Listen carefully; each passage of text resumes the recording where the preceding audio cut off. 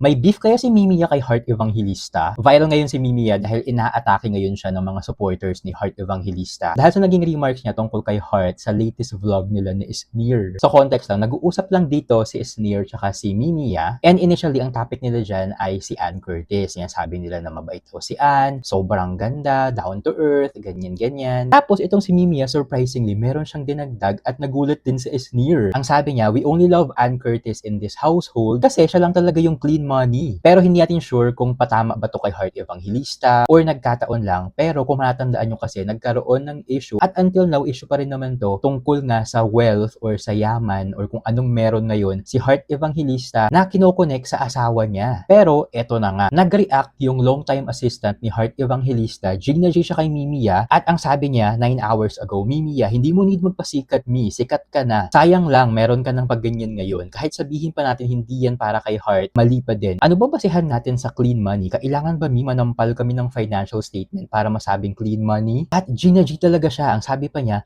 anong pinaglalaban natin, Sikat ka na, hindi mo need magpasikat. At ang sabi pa, nag-hydrocephalus na ba tayo, O diba, galit na galit talaga siya dito nga sa sinabi ni Mimiya sa latest vlog nila ni Sneer. Pero kayo ba, anong masasabi nyo dito? Meron bang something si Mimiya against Heart Evangelista? Or coincidence lang ang lahat? Pero bakit may natamaan at galit na assistant? Comment kayo sa baba ng video na to.